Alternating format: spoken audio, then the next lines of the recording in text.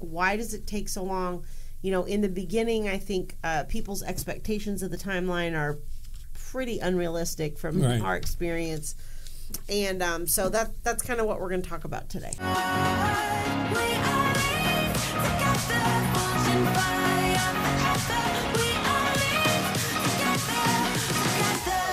Theoretically, if you wanted to, you could be done in one day. If you could reach agreement on everything, you could do all your paperwork. You could file a petition and the disclosures and the judgment package all at once. Right. And then the court would go in the black hole. Yeah. Now, let's just be clear about this. So when we say done in one day, it means from the practical perspective of your role in it, you could be done. Once you submit it to the court, you're going to have to allow some time for the court to process.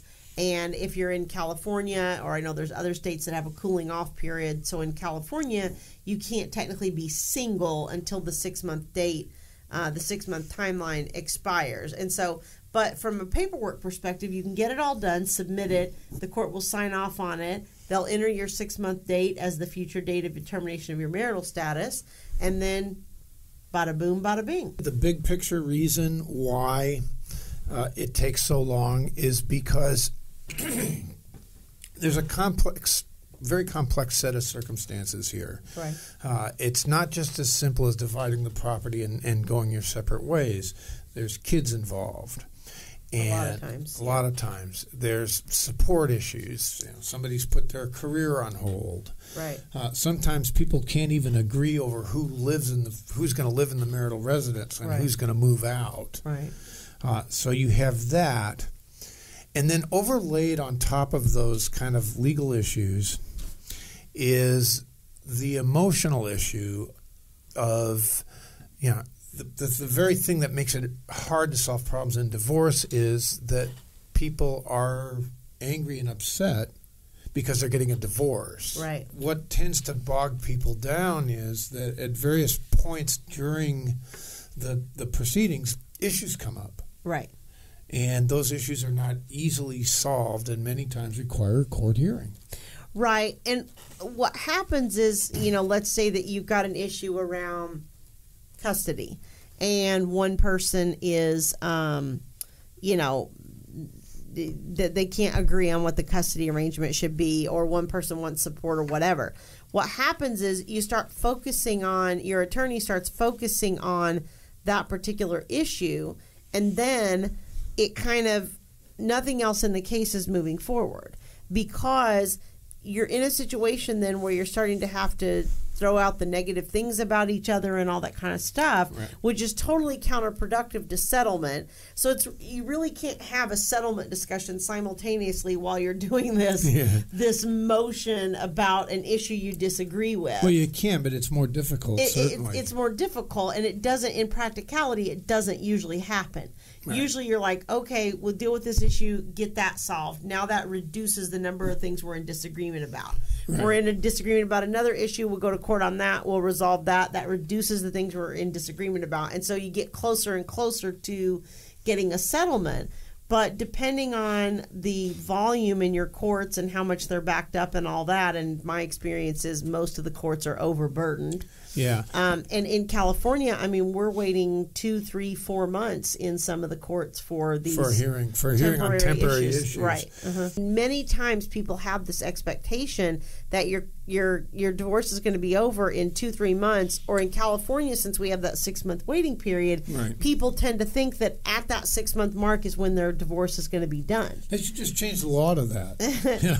and that's not the case. The case is 6 months is the minimum, and it only applies to the marital status. It's the minimum that your marital status can be terminated. Anything else in your divorce can be completed by the court at any time. They can give orders on support, custody, property, any of that. It's just that you can't actually be quote-unquote single for a minimum of 6 months. But you won't be single at that 6-month mark if you haven't reached agreement on everything, or your case hasn't gone to trial or something. Right. So, I mean, for me and you, in my case, my ex-husband was defaulted because he wouldn't respond to anything, and I had an attorney that just did the paperwork to default him. and then you and your ex-wife went to mediation. But both of our cases took over a year. We both, I think yours was like right at a year, and mine was like 14 or 15 months. So you could be sitting there kind of in a standoff with your ex. You move out. No, you move out. And you're waiting for a court date to come up, and it takes time.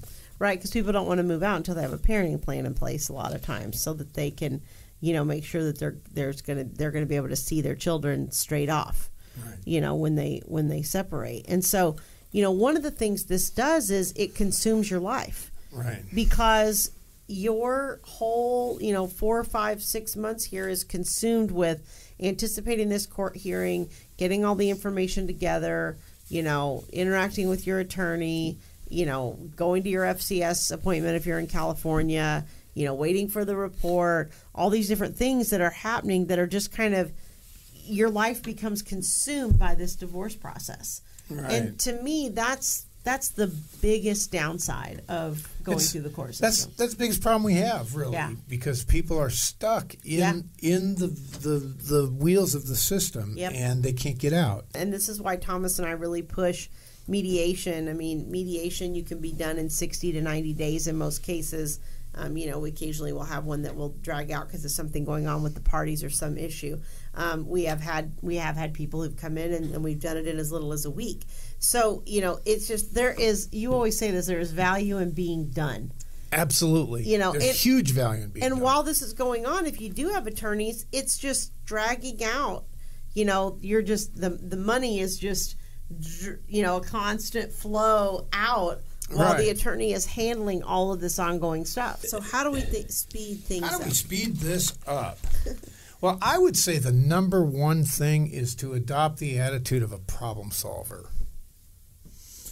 That might be the number one thing you do to speed up your case. Well, and we talk about this in the context of the individuals, how do you solve the problem, but also choose an attorney that has that type of approach to the situation. Don't go in and choose an attorney that's like, oh, we're going to sock it to them. Oh, we're going to make them pay. Oh, we're going to do all these things. And then you're like, why is this taking so long? Right. And there's this billboard as you're driving up to San Diego on the freeway, and it's got a big fist with a broken wedding ring on it. And it says something like, when the rings come off, the gloves come off. Yeah. And, I don't want to say who that is, but the thing is that there's a market for that kind of attorney, because people are angry and upset. Right. And they want to basically make life as miserable as possible for their soon-to-be ex. Right. And the thing that you lose sight of when you get so deep into that type of thought process is that you're making life miserable for yourself as well. Yeah. Because your life is going to become consumed by this. You're going to spend a ton of money taking this approach. Right. And, if you're getting a divorce, for goodness sake, I don't want to think about my ex all day, every day anymore. Yeah. And that's exactly what this sets up. I'll move on with my life. Yeah, this sets up you ruminating about them and being obsessed about what they're doing, what they're not doing, how much money they have, how much money they don't have, what are they spending, what are they doing with the kids, what are they saying, where are they going. Your constant thought process is around them. And if we're getting a divorce, the thing we're trying not to do is for our life not to be about them. So you want your attorney to have that problem-solving approach to the case as well, so that you want to be in alignment with that problem-solving approach yourself. And that's what the court wants to see from all of us. They want us to solve problems. And this is really, to my way of thinking, where divorce professionals, come in. And, for me personally, I mean, one of the things that, I'm sort of moving towards more and more is divorce coaching, because I feel like that's really where the value is coming alongside that person and helping you keep your emotions under control and helping you keep the right mindset so that you don't spend, 12, 18 months litigating this over little issues that, shouldn't have even been on your radar in the first place. Right. And, helping you to get your focus on your post-divorce life, which is the That's- place we're all trying to go. Having a coach is invaluable, and a lot of the things that we talk about in these podcasts, I learned from my divorce coach. Right. Right. Because if you know going into this what you want and what you want it to look like, then you can align yourself with the right attorney that shares your value system and understands where you're trying to go. And you can get the process done a lot more quickly, a lot more efficiently for a lot less money. I also advise people that are concerned about getting bogged down in the process to get to a mediator, whether they're Right. represented or not. Right. Just call up your ex and say, you know what, let's submit this case. Let's submit to somebody that can help us have the conversation, and let's solve problems. Let's drill down, and we'll solve these problems. Right.